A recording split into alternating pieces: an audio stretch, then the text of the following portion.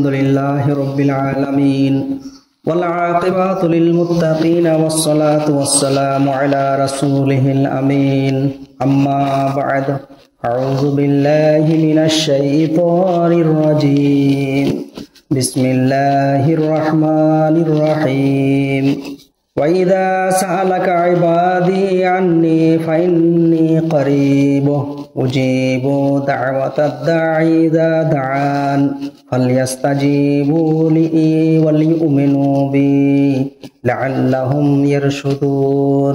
সম্মানিত ভাই সকল, এই মাহে রমজানের যে আলোচনা যদি আমরা দেখি তাহলে দেখব যে মহান আল্লাহ রব্বুল আলামিন এই মাহে রমজানের আলোচনা যেটা শুরু করেছেন সেটা সূরা আল বাকারার 183 নম্বর আয়াত থেকে। কিন্তু যদি তারও প্রেক্ষাপট বোঝার চেষ্টা করি তাহলে আমরা দেখব যে সূরা আল বাকারার 177 নম্বর আয়াত থেকেই আল্লাহ তাআলা একটা যেন ওরিয়েন্টেশন সেট করছেন যে মাহে রমজানে মূলত আমরা যে জিনিসটা হাসিল করে থাকি বা যেটা অর্জন করে থাকি সেটা হচ্ছে তাকওয়া, আল্লাহর ভয়। আল্লাহর ভয় নিয়ে আমরা আমাদের জীবনকে পরিচালনা করব। আমাদের মধ্যে আল্লাহর ভয় থাকবে। সেই ভয়টা কেমন? যে না, আল্লাহকে আমরা একটা সম্মানের সহিত, একটা রেসপেক্টের সহিত আমরা যেন কি করছি, ভয় করছি।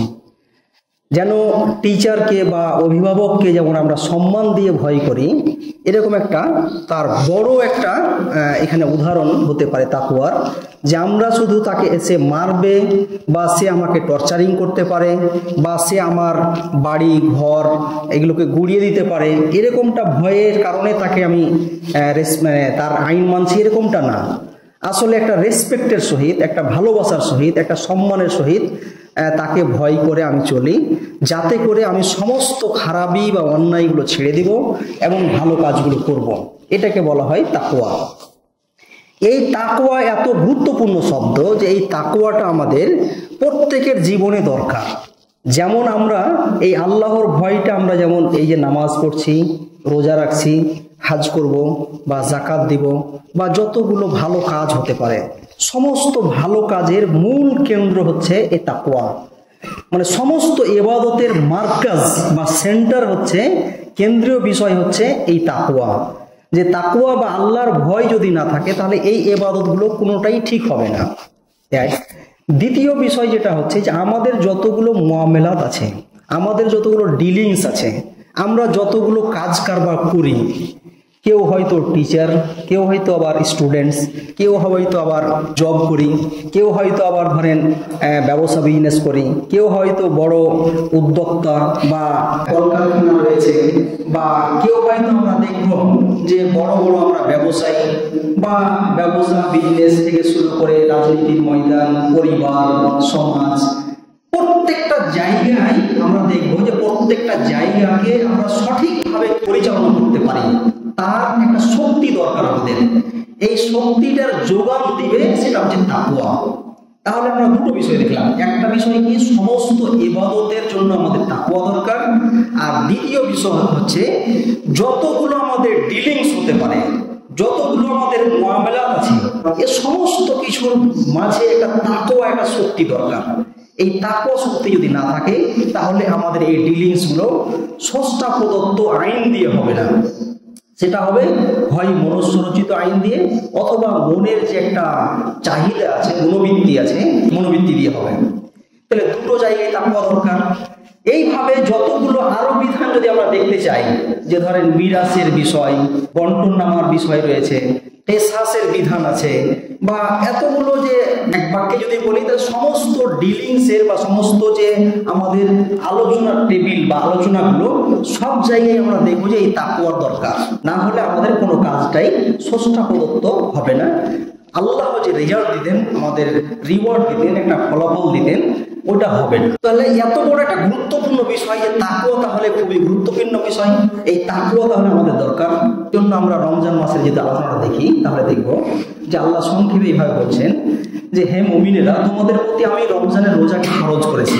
রমজানের যে সিয়াম সাধনা, এই সিয়াম সাধনাটাকে আমি লিখে দিয়েছি, প্রতিভা এই ফুরিয়ে যে আমি এটাকে ফরজ করে দিয়েছি, আবশ্যকীয় করে দিয়েছি।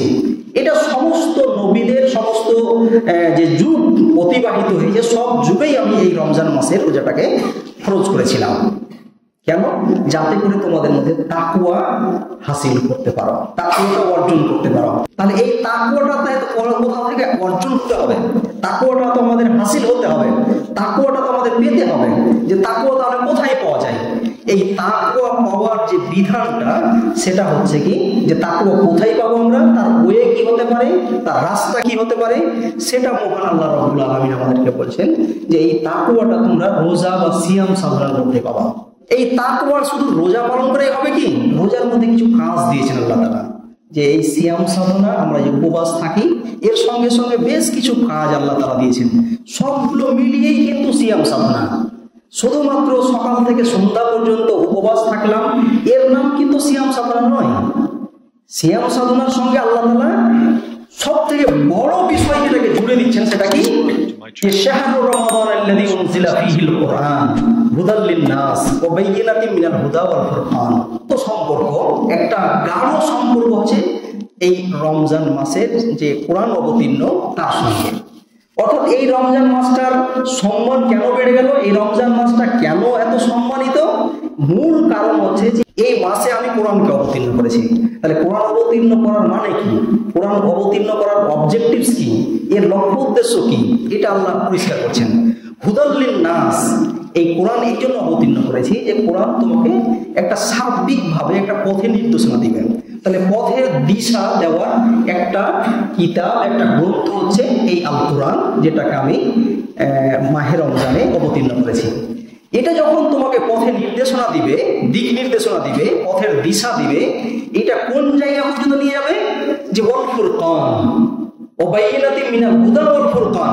এই যে হেদায়েতটা, এই যে পথের দিশাটা আমি এত সুস্পষ্ট করে বর্ণনা করেছি যে তুমি কোথাও পাবা না এরকম যে না অস্পষ্ট, এখানে মনে হচ্ছে যে না এই বিষয়টা হয়তো স্পষ্ট আল্লাহ করেননি, এরকমটা না।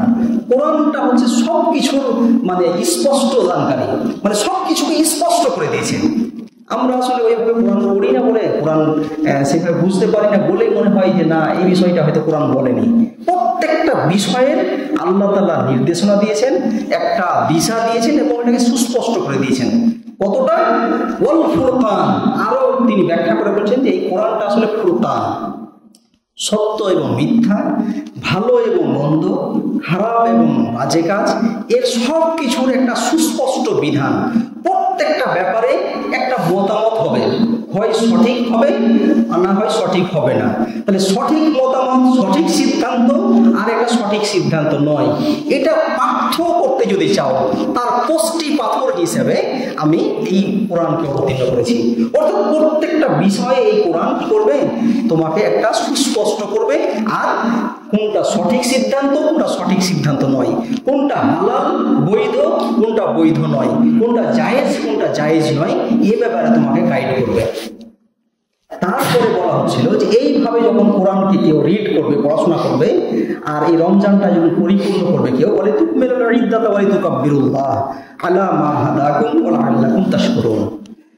এই যে দিনগুলো অর্থাৎ প্রথম থেকে শেষ পর্যন্ত যদি কেউ পরিপূর্ণ করে তাহলে কি বলে তুকাব্বিরুল্লাহ, এটা দিয়ে আল্লাহর বল বলা হবে, আল্লাহর বিজয়ী হবে, আল্লাহ সব জায়গায় বিজয়ী হবেন। এর মতলবটা কি, এর ব্যাখ্যাটা কি?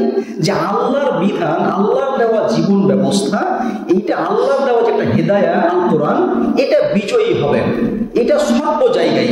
আমি যে একজন মুমিন দাবি করলাম, আমার ব্যক্তিগত জীবন, আমার পারিবারিক জীবন, আমার সামাজিক জীবন, আমার রাষ্ট্রীয় জীবন, আমার চলাফেরা, আমার ওঠা বসা, আমার দেখা, আমার শ্রবণ করা, আমার ভাবনা চিন্তা, সব কিছুর ব্যাপারে আল্লাহর আইনটা বিজয়ী হবে। আর কি হবে? বলে তুকমিলুল ইদ্দাতা ওয়া লিতুকাব্বিরুল্লাহ আলা মা হাদাকুম ওয়া লাআল্লাকুম তাশকুরুন। আর যখন তুমি বিজয়ী হবা, এই আল্লাহর আইন নিয়ে তুমি বিজয়ী হবা, সফল হবা, তখন তুমি অ্যারোগ্যান্ট হবা না, তুমি অহংকারী হবা না, তুমি কি হবা? লাআল্লাকুম তাশকুরুন, তুমি হবা একজন আল্লাহর শাকির বান্দা, কৃতজ্ঞ বান্দা।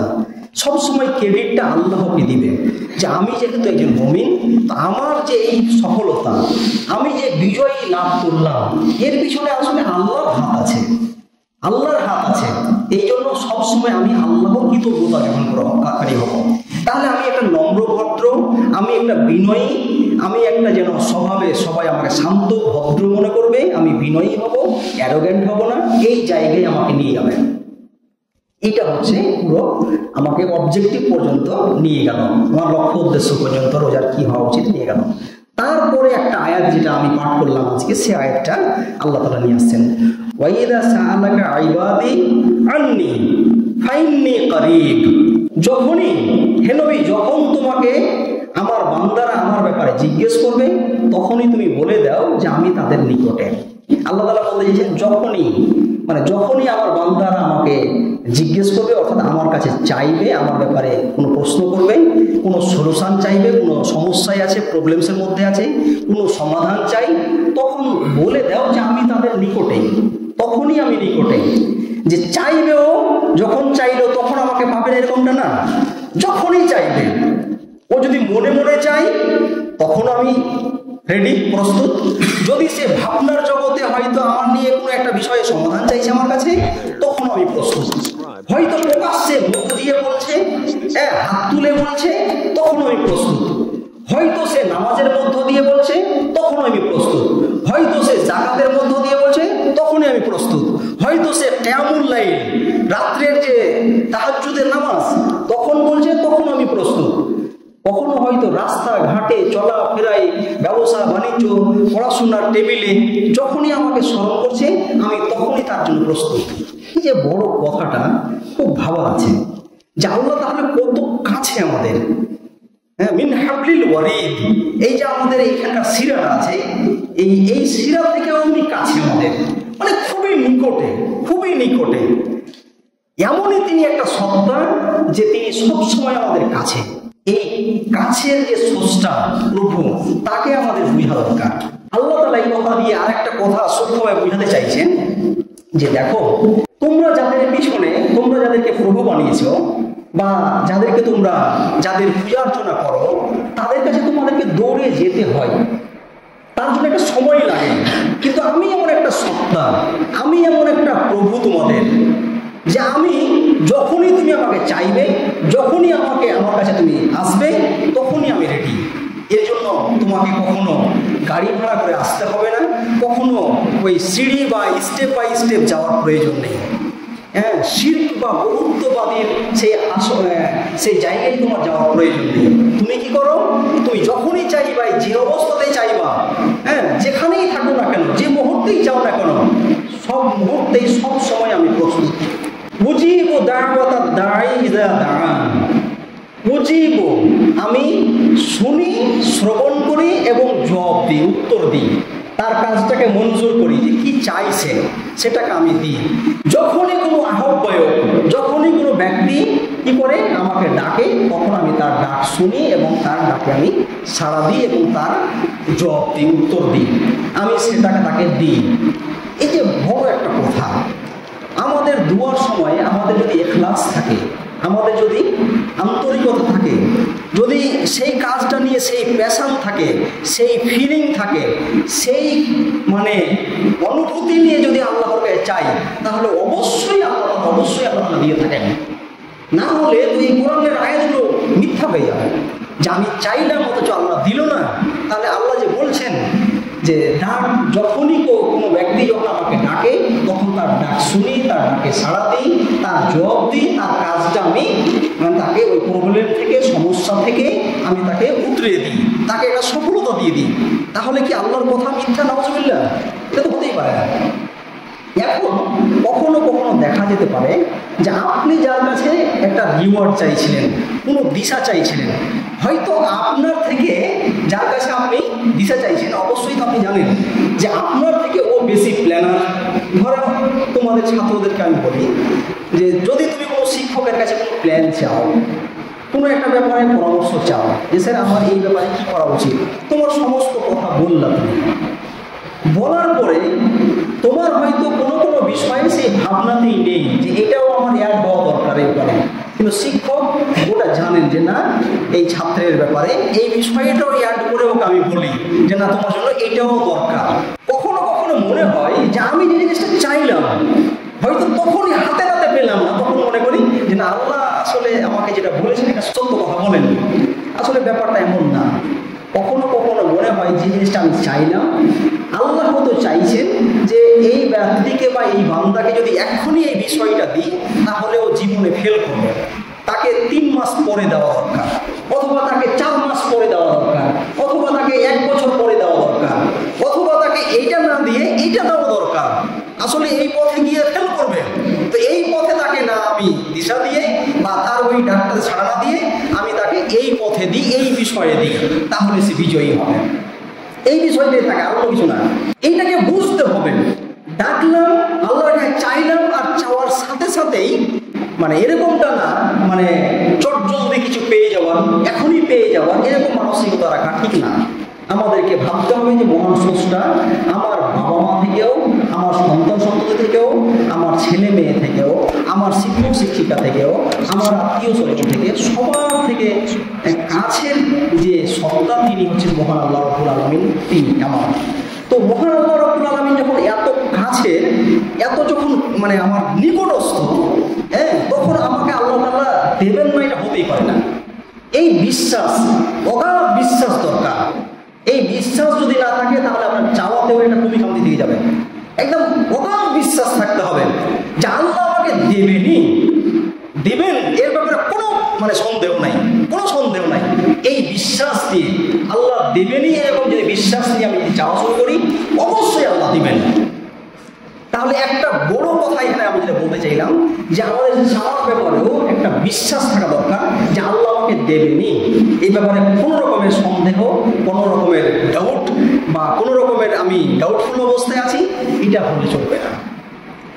তো যখনই কোনো ব্যক্তি আল্লাহ তাআলা একটা এখানে মারিফা বলা হয়, উজিবু দাওয়াত দাঈ, এই আদ-দাঈ এটা হচ্ছে মারিফা, হ্যাঁ, নির্দিষ্ট।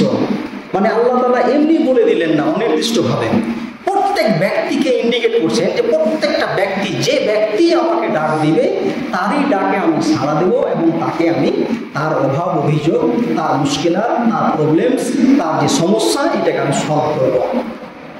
তবে একটা শর্ত আছে এখানে, দুটো শর্ত আল্লাহ তাআলা দিয়েছেন। ফালইয়াস্তাজিবু লি ওয়া লিউমিনু বি, দুটো কথা আল্লাহ বলেন। ফালইয়াস্তাজিবু লি, তারও উচিত হবে যে ফালইয়াস্তাজিবু লি, আমার ডাকে তাকে সাড়া দিতে হবে। তারও উচিত যে আমি যে একটা আদর্শ দিয়েছি, আমি যে তাকে একটা শরিয়া দিয়েছি, একটা ইসলামিক শরিয়া দিয়েছি, আমি যে তাকে হুকুম আহকাম, সত্য মিথ্যা, হ্যাঁ, কিছু কাজের নির্দেশ, কিছু কাজ থেকে আমি অনির্দেশ দিয়েছি, এটাকে তাকে মেনে নিতে হবে। আমার দেওয়া আদর্শ নিয়েই তাকে জীবন গড়তে হবে, পরিবার গড়তে হবে, সমাজ গড়তে হবে। এটা আমরা বড় শর্ত দিলেন। কি শর্ত দিলেন? যে আমার ডাকে সাড়া দিতে হবে। হয় কি বলেন তো, আমাদের মধ্যে দেখা যায় কি যে আমরা তো খুব কেঁদে কেঁদে দোয়া করি, হ্যাঁ, ফিলিস্তিনবাসীর জন্য, হ্যাঁ, খুব কেঁদে কেঁদে দোয়া করি, কিন্তু আল্লাহ যে তার বিধান দিয়েছেন ওই বিধানটা আর মানি না, তাহলে ওই দোয়াটা কিন্তু সঠিকভাবে কবুল হয় না। আমি ধরেন হতে চাই একজন ইতিহাসবিদ, হতে চাই একজন রাজনীতিবিদ বা অনেক বড় উদ্যোক্তা, এগুলো আমি স্বপ্নে দেখে আমি আল্লাহকে দোয়া করছি। অথচ তার জন্য প্ল্যান পরিকল্পনা করা, তার জন্য পড়াশোনা করা, তার জন্য হার্ড লেবার দেওয়া, এ সমস্ত কিছু আমি করি না। তার জন্য একটা আল্লাহ তাআলা ওই যে পড়াশোনাটা করবো আমি ওখানে পৌঁছাবো, তার জন্য একটা বিধিবিধান দিয়েছেন, দায়রা ঠিক করে দিয়েছেন যে এটা করা যাবে, এটা করা যাবে না। যে কোনো পথে, এনি হাউ, যে কোনো পদ্ধতি, যে কোনো মাধ্যমে আমাকে ওই পথটা পেতেই হবে, ওই জায়গাতে আমাকে যেতেই হবে, এটা কথা নয়। আসলে সঠিক পথে এগোলে হয়তো সেটা একটু দীর্ঘমেয়াদী হবে, হয়তো আল্লাহ তাআলা চাইছেন যে তাকে এইভাবে এতটা সময় দিয়ে তাকে মজবুত করা দরকার, তার মধ্যে একটা প্যাশন দিয়ে, সবর দিয়ে, একটা কন্ট্রোলিং পাওয়ার দিয়ে, একটা শক্তির যোগান দিতে চাইছেন আল্লাহ তাআলা, দিয়ে একটা সময় গিয়ে ওখানে দিবেন। আমরা কি করি যে না এই পথটা পেতে হবে, এই জায়গাটা আমার কিনতে হবে, এই কাজটা আমার করতে হবে, এটা স্ট্রাইক করে হোক, আর তাকে ধাক্কা দিয়ে হোক, মারপিট করে হোক, যুদ্ধ বিগ্রহ করে হোক, আর কিছু লবিবাজি করে হোক, যে কোনোভাবে আমি উপরে পৌঁছাতে চাইছি না। আল্লাহ একটা পথ বলেছেন যে না, আল্লাহর দেওয়া পথ, ওই পথে কিছু পথ আছে জায়েজ পথ, বৈধ পথ, আর কিছু নাজায়েজ পথ, কিছু অবৈধ পথ। তাহলে অবৈধ পথগুলোকে ছাড়তে হবে, বৈধ পথে আমাকে এগোতে হবে। যদি আমি এটা করতে পারি তাহলেই আল্লাহ তাআলা আমার ডাকে সাড়া দেবেন, আর ডাকে সাড়া দিয়ে আমাকে সমাধান দিবেন, আমাকে রিওয়ার্ড দিবেন, আমাকে ফলাফল দিবেন, আমাকে সফলতা দিবেন। কিন্তু যদি এটা হয় যে না, আমি তার ডাকে সাড়া দিচ্ছি না, তাহলে কিন্তু আমার শুধু বলে কি ভাবনাই থেকে যাবে, ভাবনাতেই থেকে যাবে। এই কথাগুলো আমাদের বোঝা দরকার। ওয়ালিউমিনু বি, এবং তাদের উচিত আমার প্রতি গাঢ় বিশ্বাস স্থাপন করা। ইমানটা তো আগে আসা উচিত ছিল, কিন্তু আগে তিনি বলছেন যে আমার আদর্শটাকে, আমার দেওয়া যে সিস্টেম, আমার দেওয়া যে একটা দিন, ইসলাম নামক জীবন ব্যবস্থা, এটাকে সে আগে মেনে নিক, তারপরে নিয়ে আসেন ওয়ালিউমিনু বি, আমার প্রতি তাদেরকে গাঢ় বিশ্বাস করা, এটাও তাদের উচিত। তাহলে দুটো কথা, মানে এই যে আল্লাহর আইনকে মেনে জীবনে বাস্তবায়ন করাটা কত গুরুত্বপূর্ণ, যে সেই কথাটাকে প্রকাশ করার জন্য আল্লাহ তাআলা ওই শব্দটা আগে নিয়ে আসছেন। আগে তো ইমান দরকার, আর তারপরে আমার জীবনে বাস্তবায়িত হওয়া আল্লাহর সেই শরিয়াটা, এটা হওয়া উচিত ছিল। কিন্তু আল্লাহ কি করছেন যে না, আসলে এটা খুবই জরুরি। তোমার যে দোয়া কবুল হওয়ার জন্য আল্লাহ কাছে যে দোয়া গ্রহণ হবে, আল্লাহ দোয়াটাকে অ্যাকসেপ্ট করবেন, দিয়ে তাতে ফলাফল দিবেন, সফলতা দিবেন, এর জন্য জরুরি হচ্ছে তোমার ওই আল্লাহর দেওয়া যে বিধানটা, এটা জীবনে আসতে হবে। যদি জীবনে না আসে, শুধু ইমান থাকলেই হবে না। এইটাকে ফোকাস করার জন্য এই শব্দটাকে আল্লাহ তাআলা আগে নিয়ে আসছেন। তারপরে বলি নবী, যে তোমাদের অর্থাৎ তাদের আমার প্রতি গাঢ় বিশ্বাস স্থাপন করা উচিত, অর্থাৎ ইমান এবং আল্লাহর দেওয়া যে এই আদর্শ, সেই আদর্শটাকে আমার জীবনে নিয়ে আসতে হবে। এর জন্য অক্লান্ত পরিশ্রম করা, অক্লান্ত চেষ্টা সাধনা করা, জিহাদ করা, আপনার হাড় ভাঙা শ্রম করা, এবং সেখানে ধৈর্য ধারণ করা। এটা যদি করতে পারি তাহলে ইনশাআল্লাহ আমাদের আল্লাহ তাআলা দোয়াগুলো কবুল করবেন। তারপরে কি বলছেন, লাআল্লাহুম ইয়ারশুদুন, আশা করা যায় যে তিনি তাদেরকে পথ দেখাবেন, সুস্পষ্ট পথ, একটা সত্য সরল সঠিক পথ দেখাবেন। তাহলে আমার ভূমিকায় যদি আমি একটা সত্য সরল সঠিক পথ যদি পেতে চাই, তাহলে এই সিস্টেমটাকে অতিবাহিত করতে হবে। এই যে একটা ধারাবাহিকতা আমরা দেখলাম, এটাকে আমাদের অতিবাহিত করা খুবই জরুরি। আর দিনী ভাই সকল যারা আছেন, সবাইকে আমি একটা বিষয়ে আপনাদের ভাবতে বলবো, যে আল্লাহ তাআলা আসলে আমাদেরকে এই যে দুয়ার যে সিস্টেমটা কি বললেন, এটা ভাবা উচিত আমাদের। এর পরের আয়াতটা যদি আমরা দেখি, তাহলে দেখবো আবার তিনি আল্লাহ তাআলা সিয়াম সাধনার ব্যাপারে, সিয়াম সাধনা কিভাবে হবে তার বিষয় নিয়ে আসছেন, ইতিকাফের বিষয় নিয়ে আসছেন। তারপরে আরো বিষয় আলোচনা আসতে থাকবে, এরকম কিছু বিষয় আছে। আমার যেটা বলার উদ্দেশ্য, যে এই যে দুয়াটা, আর দুয়া মুখুল ইবাদত, সমস্ত ইবাদতের মস্তিষ্ক হচ্ছে বা মেন ভূমিকা রয়েছে এই দুয়া, আল্লাহর কাছে প্রেয়ার। এই যে রমজানের যে আলোচনা, সিয়াম সাধনার আলোচনা, সিয়াম সাধনা দিয়ে আপনি তাকওয়া অর্জন করবেন, আর তাকওয়া অর্জন হবে কোরআন রিডিং করে, কোরআন পড়াশোনা করে, কোরআনটা আপনাকে পথ দেখাবে। তারপরে আপনি বিজয়ী হবেন, একজন শাকির বা কৃতজ্ঞ বান্দা হবেন। আর এই মাঝখানে আবার দুয়ার বিষয়টাকে আল্লাহ তাআলা নিয়ে আসছেন, যে দুয়াটা আপনাকে আসলে আল্লাহর কাছাকাছি করে দেয়। এই কথাটা আমাদের ভাবতে হবে। আসলে এই যে মাহে রমজান, এটাকে আমরা বিভিন্ন অ্যাঙ্গেল থেকে আমরা বিচার করতে পারি, বিভিন্ন দিক থেকে আমরা দেখতে পারি। একদিকে বিজয়ের কথা দেখছি, অন্যদিকে মাহে রমজান যে সব থেকে বড় কাজটা আমাকে করায়, সেটা হচ্ছে আধ্যাত্মিক যে একটা আল্লাহর সঙ্গে সম্পর্ক, আধ্যাত্মিক যে জীবন, এই জীবনেও একটা আল্লাহ তাআলা নির্দেশনা দিচ্ছেন। এই যে দোয়া, এই দোয়াটা আসলে আমরা কোথায় করে থাকি মূলত? আমরা যদি দেখি তাহলে আমরা নামাজ পড়ি, এই যে তারাবির নামাজ, কিয়ামুল লাইল, তারাবির নামাজগুলো এত দ্রুত হয় আজকাল, যে বলাই অসম্ভব। দোয়াগুলো, কোরআন আয়াতগুলো শোনা হয় না ঠিকঠাক। তারাবি 20 রাকাত না 8 রাকাত, এই বিতর্কে কেউ জড়াবেন না। আসলে মূল বিষয় হচ্ছে যে কিয়ামুল লাইলে আপনি কত সময় দিচ্ছেন, এটা কতটা তৃপ্তি সহকারে। একটা যেন আল্লাহ তাআলার বিশেষ অফার এই মাহে রমজান, এই কিয়ামুল লাইল, এই নফল নামাজটা, এই সুন্নত নামাজটা অন্য মাসের ফরজ নামাজের সমতুল্য। অন্য মাসে 70 রাকাত নামাজ পড়ে যা পাওয়া যাবে, এই মাসের ফরজ নামাজ 1 রাকাত পড়ে তা নাকি পাওয়া যাবে। এই যে বিষয়গুলো, এই যে বিশেষ মক্কাগুলো, এটাকে আমাদের বুঝতে হবে। এই জন্য আসুন আমরা শুরু করি, যাতে আমাদের যে কিয়ামুল লাইল বলতে এখন তারাবির নামাজ পড়ছি, তাহাজ্জুদের নামাজও আপনারা পড়তে পারেন। যত বেশি নফল নামাজ পড়েন, মসজিদে আসছেন 2 রাকাত নামাজ পড়েন, কখনো আসরের নামাজ হবে, আজান হবে, এসে 2 রাকাত নামাজ পড়েন।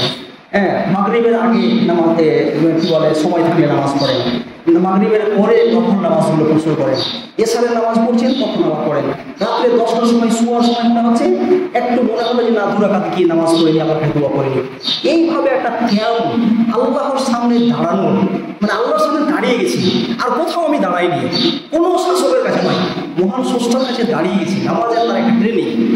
এই মাহে রমজানে বেশি বেশি করে আমাকে মানে একটা যেন রুহানি আধ্যাত্মিক যাতে আমাদের মান উন্নয়ন হয়, এই জন্য বেশি বেশি করে আমরা কি করি, এই কিয়ামগুলো শুরু করি। রাত্রের হতে পারে কিয়ামুল লাইল, দিনে হতে পারে। এইভাবে বেশি বেশি সুন্নাত, নফল নামাজ, ফরজ নামাজের যে ইহতিমাম, যেভাবে তার গুরুত্ব, সেইভাবে একটা কান্না নিয়ে কেঁদে কেঁদে নামাজ পড়া শুরু করি। এই মাসটাকে আমরা আরো ব্যাখ্যা করি যে এই মাস রাত্রি জাগরণের মাস। এই মাসে আমরা লাইলাতুল কদর একদিন পাবো। সেই মাসটা, সেই দিনটা প্রথম দিন থেকেও হতে পারে। প্রত্যেকটা রাত্রি আমাদের লাইলাতুল কদরের মতো করে আমাদের দেখা উচিত যে রমজান মাসের প্রত্যেকটা রাতকে আমরা বেশি বেশি করে একটু সময় দিই, বেশি বেশি করে সময় দিই। রাত্রে একটু কাঁদি, আল্লাহর কাছে কাঁদি। এই কাজগুলো বেশি বেশি করে নামাজে আপনারা এগিয়ে আসুন। নামাজটা দিদার হোক আল্লাহর সঙ্গে একটা গাঢ় সম্পর্ক তৈরি হোক। হ্যাঁ, এইভাবে আমরা নামাজগুলোকে দেখি। অন্যদিকে আমরা যদি দেখি তাহলে এই রমজান মাসের একটা বড় বিষয় থাকে তিলাওয়াতুল কোরআন। তিলাওয়াতুল কোরআনের ব্যাপারে আপনারা প্ল্যান করুন। যারা এখনো তেলাওয়াত ভালো করতে পারেন না, শুদ্ধ তেলাওয়াত শিখুন। যারা তেলাওয়াতটা পারেন তারা অবশ্যই তার তর্জমা, তার মিনিং, তার ব্যাখ্যা করা শুরু করুন। হ্যাঁ, কোরআনটাকে প্রত্যেকটা জায়গাতে আমি যে বলছি যে সোর্স অফ নলেজের বুক, হ্যাঁ, সমস্ত কিছু বিষয়ের যে একটা দিক নির্দেশনা দিয়েছে এই কোরআন, তো সেইভাবে কি না আমার সাবজেক্টের সঙ্গে এই কোরআনের কি সম্পর্ক, আমার জীবন যেটা আমি স্বপ্ন দেখেছি, সেই স্বপ্নের ব্যাপারে কোরআন কি দিশা দেয়, সেই আয়াতগুলো কি মানে বলেন, সেগুলোকে বেছে বেছে স্টাডি করুন। এইভাবে কোরআন নিয়ে একটা সময় অতিবাহিত করুন। আল্লাহর নবী প্রত্যেক রমজান মাসে কোরআনকে খতম করতেন। সাহাবাদের জীবনে দেখা গেছে যে 7 দিনেও কোরআন খতম করতেন। তাই বলে কি আমাদের মতো কারি যারা কোরআন পড়ে সেই রকম এত ফাস্ট পড়ে কি না? তাহলে কত সময় ধরে তারা কোরআন পড়তেন। তাদের কিয়ামুল লাইলগুলো কখনো 2 পারা, 3 পারা, 4 পারা, একটা রাকাতে কেটে যেত। তাহলে কোরআন তেলাওয়াতের খুবই গুরুত্ব আছে। এই মাসটা কোরআন তেলাওয়াত, কোরআনকে আমরা শিখে যাই, তেলাওয়াত শিখি, তর্জমা, হ্যাঁ, তাফসীর, ব্যাখ্যা, বিশ্লেষণ, এইভাবে আমরা কোরআনটাকে শুরু করি। হ্যাঁ, যদি কোরআনটা আমরা পড়া শুরু করি, কমপক্ষে একটা টার্গেট রাখুন যে কোরআনকে একবার আমরা একটা খতম অবশ্যই দেব। কেউ যদি পারেন যে না 2 বার খতম করবো, আলহামদুলিল্লাহ। কেউ যদি পারেন যে 3 বার খতম করবো, আলহামদুলিল্লাহ। তাহলে এটা করতে পারি। কোরআন তেলাওয়াত করুন, কোরআনের মজাটা নিয়ে কোরআন পড়ুন, আর আয়াতগুলো মানেগুলো বুঝুন, আর আপনার জীবনে আছে কিনা এটা ভাবুন, আর সেটা নিয়ে কাঁদুন, আল্লাহ আপনাকে ফরিয়াদ করুন। এটাই হচ্ছে দুয়ার একটা মাধ্যম। তাহলে নামাজ একটা আল্লাহর কাছাকাছি নৈকট্য লাভের মাধ্যম। কোরআন তেলাওয়াত, কোরআনকে বুঝে পড়া, কোরআনের ব্যাখ্যা বিশ্লেষণ বোঝা, এটাকে চর্চা করা, নিজের জীবনে নিয়ে আসা, এটা একটা মাধ্যম আল্লাহর নৈকট্য লাভের। আর কি হতে পারে? রমজান মাসের দান খায়রাত যতটাই আপনার কাছে আছে, আমি বলছি না যে সবাইকে 10,000 টাকা দান করতে হবে, বা কাউকে 5,000 করতে হবে, কাউকে 50,000 করতে হবে, না। যার যেমন সামর্থ্য আছে অবশ্যই গরিব দুস্থদের পাশে দাঁড়ান। গরিব দুস্থ, হ্যাঁ, যারা ফুটপাতে, যারা পথের ভিখারি, তাদের পাশে দাঁড়ান। ইয়াতীম, মিসকিন, অনাথ ব্যক্তিদের পাশে দাঁড়ান। কিছু না হলেও কিছু অবশ্যই এই মাসে দান করার একটা জজবা, একটা আবেগ তৈরি করুন। পারলে ইফতারের যে খাবারটা সেটা বন্টন করে খাওয়ার চেষ্টা করুন। কত ফজিলত জানেন? আল্লাহর নবী বলছেন, যদি কেউ ব্যক্তি অন্য কাউকে ইফতার করায় তাহলে, বা সাহারি করায়, তাহলে খাওয়ালো, এই খাওয়ানোটা একটা রোজার সমতুল্য নেই। তাহলে আমি রোজা করছি, আর যদি কোনো ভাইকে, ইয়াতীম ভাইকে, অনাথ ভাইকে, দুস্থকে, ফুটপাতে থেকে যারা ফুটপাতে রয়েছেন তাদেরকে যদি আমি খাওয়াতে পারি, তাহলে আমার রোজাটা যেন শুধু 1 মাসের রোজা হবে না, এটা হয়তো 2 মাসের রোজা হয়ে যেতে পারে, এটা হয়তো 3 মাসের রোজা হয়ে যেতে পারে, এটা হয়তো 1 বছরের রোজা হয়ে যেতে পারে। এরকম প্ল্যান করুন। দুস্থদের পাশে দাঁড়ান। দান দেওয়ার সময় তাদের পাশে দাঁড়াচ্ছেন, তখন আবার অহংকার নয়, কাঁদেন, আল্লাহ গো তুমি আমাকে দিয়েছো, ওকে দেওনি, এটা কেবলমাত্র পরীক্ষা, আর কিছুই না। হয়তো আজকে আমার কাছে আছে, কালকে হয়তো ওই ভাইয়ের কাছে থাকবে, আমাকে নাও থাকতে পারে। এই কান্না নিয়ে, এই ব্যথা নিয়ে, একটা ইখলাস নিয়ে, আত্মবিকতা নিয়ে দান করা শুরু হোক। শুধু লোক দেখানো নয়, এটা রিয়াকারি, একটা লোক দেখানো ভাব যাতে আমাদের মধ্যে না থাকে। তো বেশি বেশি করে দান করা আমরা শুরু করি, বেশি বেশি করে দোয়াগুলো আমরা পড়া শুরু করি। আমরা দোয়া করছিলাম, কালকে আমি শুনছিলাম, আল্লাহুম্মা ইন্নাকা আফুউন তুহিব্বুল আফওয়া ফাআফু আন্না। আল্লাহুম্মা ইন্নাকা আফুউন, হে আল্লাহ তুমি তো ক্ষমাকারী, তুহিব্বুল আফওয়া ফাআফু আন্নি, তুমি ক্ষমাকে পছন্দ করো, অতএব আমাকে আল্লাহ ক্ষমা করো। এই যে দোয়াগুলো আল্লাহর কাছাকাছি হওয়া যায়। ইফতারের আগে দোয়া, ইফতারের পরে দোয়া, বিসমিল্লাহ বলে ইফতার করি, ইফতারের পরে দোয়া করি, যাহাবাজ জামাউ উত্তাল্লাতিল উরুক ওয়া সামাতাতিল আরদি ইনশাআল্লাহ তাআলা, এই দোয়াগুলো করি। এইভাবে দোয়ার একটা চর্চা হোক, দোয়াগুলো মুখস্থ করুন, বেশি বেশি করে দোয়া করুন, ফরিয়াদ করুন। ইনশাআল্লাহ এই মাহে রমজানের এই সমস্ত কাজগুলো আমাদেরকে এত শক্তিশালী করে দেবে, এত বলিষ্ঠ করে দেবে, এত বড় একটা শক্তি, তাকওয়া নামক শক্তি দেবে, যে আমি অবশ্যই বিজয়ী হব, কিন্তু খরাফাত নিয়ে, বদমাইশি মাফিয়া নিয়ে নয়, খারাপি অন্যায় অরাজকতা নিয়ে নয়, ভালো রাস্তায় আমি বিজয়ী হব, ভালো রাস্তায় আমি বিজয়ী হব। এরকম পথ, এরকম একটা আল্লাহ তাআলা নির্দেশনা দিয়েছেন এই রমজান মাসের মধ্য দিয়ে। তো যাই হোক, আমার খুতবাকে কি করছি, তোমার কাছে এই আবেদন যে আমরা এই মনে ভাবি আসলে রমজান মাস আসে আর চলে যায়। আমাদের কাছে রমজান মাস এইভাবে আসুক যে এই গোটা মাসের রমজানটা করে যাতে ঈদের ময়দানে গিয়ে এই যে সমস্ত রমজান মাসের যে কাজগুলো করলাম তারই একটা খুশি উদযাপন করি ঈদের মাঠে গিয়ে, যে আমি আমার পাপকে ক্ষমা করে দিতে পেরেছি, আল্লাহ আমার পাপকে ক্ষমা করে দিয়েছেন, আমি একটা উন্নত পরিশুদ্ধ জীবন পেয়েছি, আমি তো তাকওয়াধারী হয়েছি, আমি তো আল্লাহর আইনকে কমপক্ষে আমার এই 3.5 হাতের যে দেহটা এর উপরে আমি বিজয়ী করেছি, এর সাথে সাথে পরিবারে সমাজে আমি চেষ্টা করেছি। আল্লাহর আমি কৃতজ্ঞ বান্দা, আর সবসময় আল্লাহর কাছে আমি ফরিয়াদ করি। আল্লাহ আমার তখন ডাক শুনবেন, ডাকে সাড়া দিবেন। আর এই ডাক সাড়া দেওয়াটা এমনই হবে যে আমি যেটা ভাবিনিও যে এতটা রিওয়ার্ড পাওয়া দরকার ছিল, তার থেকে অনেক গুণ বেশি আল্লাহ তাআলা রিওয়ার্ড দিবেন। এই মাসটা হচ্ছে এমন একটা মাস যে মাসের বদলাটা আল্লাহ তাআলা সরাসরি নিজের হাতে দিয়ে থাকেন। ইন্না সাওমা লি ওয়া আনা আজজি বিহি, আল্লাহ বলেছেন অবশ্যই রোজা আমার জন্য এবং আমি তার বদলা দিয়ে থাকি। এই যে বড় একটা বিষয়। আর শেষ কথাটা আসছে যে তখন আমরা একটা সত্য, সরল, সঠিক, সোজা পথ পেয়ে যাব, যেখানে আর কোনো বাধা থাকবে না। সমস্ত ব্যারিয়ার্সগুলোকে আল্লাহ তাআলা সরিয়ে দিবেন আমাদের সামনে থেকে। এই যে একটা বড় পাওনা আমরা পেতে যাচ্ছি এই মাহে রমজান। সমস্ত আমার জুনিয়র ভাইদেরকে যারা বড় আছেন সবাইকে আমি বলবো যে এই ব্যাপারে আপনারা ভাবুন, এবং আমরা সবাই মিলে ঐক্যবদ্ধভাবে দোয়া করি, একসাথে দোয়া করি, কখনো ব্যক্তিগতভাবে আলাদা আলাদা করে আমরা দোয়া করি, ইন্ডিভিজুয়াল দোয়া করি। এইভাবে একটা দোয়ার একটা কালচার প্রমোট হোক, একটা যেন আল্লাহকে ডাকার, আল্লাহকে আমরা ডেকে আল্লাহকে মেনে চলি তার একটা প্রতীক, একটা যেন স্যাম্পল, একটা যেন উদাহরণ আমরা সৃষ্টি করি। মুসলিম উম্মাহ আজকে এই জায়গাতে সব থেকে কমি খামতি আমরা দেখছি, যে মুসলিম উম্মাহ একটা দৃষ্টান্ত হোক, যেটা মুসলিম উম্মাহ, এরা মুসলিম এরা মুসলিম, সবার কাছে একটা দৃষ্টান্ত হোক যে এরা আর কিছু হতে পারে কিন্তু সত্য, সরল, সঠিক পথ থেকে সরতে পারে না। সত্য, সরল, সঠিক পথ পাওয়ার জন্য এই যে আমি রাস্তাগুলো বললাম, যেটা কোরআনের আলোকে এবং হাদিসের আলোকে, এটা যদি আমরা মানি ইনশাআল্লাহ আমরা সফল হব। আল্লাহ মহান রব্বুল আলামিন আমাদের সকলকে এই কথাগুলো ভাবার এবং সেইভাবে আমল করে আল্লাহর সন্তুষ্টি নিয়ে জান্নাত যাওয়ার তৌফিক দান করুন। আল্লাহুম্মা আমিন।